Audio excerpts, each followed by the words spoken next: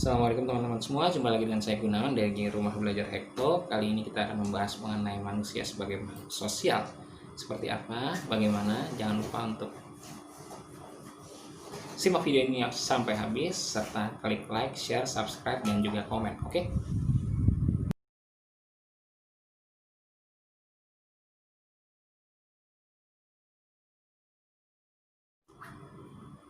Ya, sebagaimana tadi telah disampaikan, kita akan membahas tentang manusia sebagai makhluk sosial.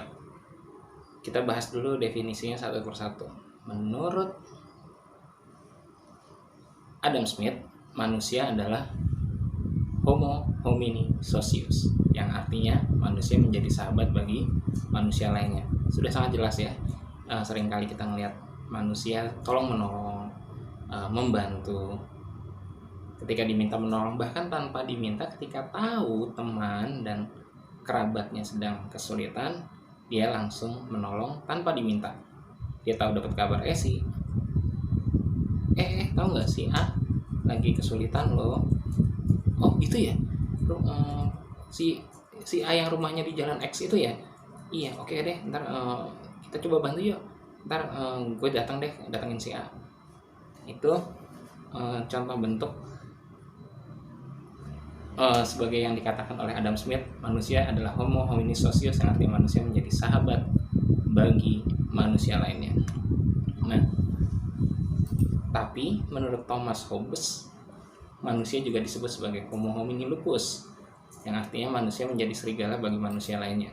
Yang maksudnya adalah manusia tidak hanya bersaing, tapi juga menaklukkan, bahkan mungkin juga menyakiti, membunuh mungkin. Contohnya gimana? Lihat aja perang, ada pembunuhan, ada penaklukan, ada ada yang harus dikalahkan, akhirnya ketika menang ya sudah. Atau mungkin tawuran lah skala kecilnya, berkelahi, bullying termasuk. Jadi tidak hanya menjadi sahabat, tidak hanya menolong, tapi juga menyakiti. Kemudian kalau menurut Aristoteles, manusia disebut sebagai zoon politikon, yang artinya zoon itu hewan, politikon itu bermasyarakat. Loh, kok manusia disamakan dengan hewan? Kok manusia disebut hewan yang bermasyarakat? Tentu maksudnya bukan seperti itu, tapi bagaimanapun manusia butuh bermasyarakat. Intinya sih seperti itu. Nah, jadi dari teorinya, dari pendapatnya Adam Smith bahwa manusia itu saling tolong-menolong, kemudian menurut Thomas Hobbes, manusia itu disebut sebagai serigala atau pemangsa bagi sesamanya. Intinya adalah mereka itu butuh bermasyarakat, sebagaimana yang disebutkan dengan Aristoteles. Iya dong, mau sebagai pemangsa atau menyakiti aja pun juga butuh bermasyarakat kan. Mungkin juga menjadi pemangsa atau menyakiti yang lainnya itu terjadi karena bermasyarakat, kemudian ada konflik, jadilah yang disebut dengan Thomas Hobbes sebagai Homo homini lupus itu. Nah, intinya adalah sebagaimana disampaikan oleh Aristoteles bahwa manusia itu butuh bermasyarakat.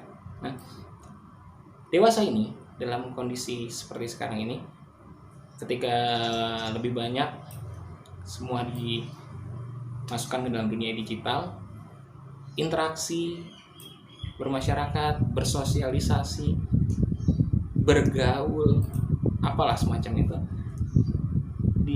seringkali digantikan dalam dunia digital. Karena itu ada termasuk WhatsApp ya, Facebook, Twitter, Instagram, termasuk mungkin juga TikTok dan lain sebagainya. Semua itu didigitalisasi. Bagus nggak? Dalam segi praktisan itu bagus. Itu mendekatkan yang jauh, tapi juga menjauhkan yang dekat. Contoh, misalnya mendekatkan yang jauh. Kita di Jakarta, saudara kita atau kerabat kita ada di Papua misalnya, pengen ketemu. Gimana caranya?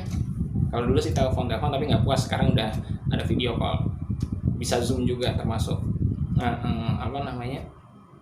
Ketemuan, oh iya, gimana kabarnya, udah selesai. itu yang mendekatkan yang jauh. Sangat wajar kita membutuhkan hal seperti itu karena untuk mempersingkat waktu, kangen-kangenan dan sebagainya. Tapi juga menjauhkan yang dekat dengan adanya video call misalnya, semua ada dalam genggaman. Istilahnya yang jaraknya nggak jauh-jauh amat, karena kita menganggap dengan HP atau dengan laptop atau semacam itu terasa sudah terpenuhi, jadi kehangatan atau keeratan antar sesama individu itu berkurang.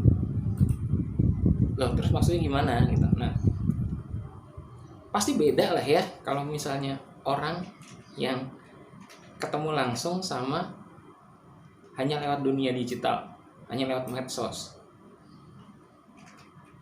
Ada emosi yang terlibat, baik itu senang, bahagia, mungkin juga kesel sedikit karena ledek-ledekan, dan itu tidak bisa sepenuhnya digantikan dalam dunia digital. Akhirnya apa?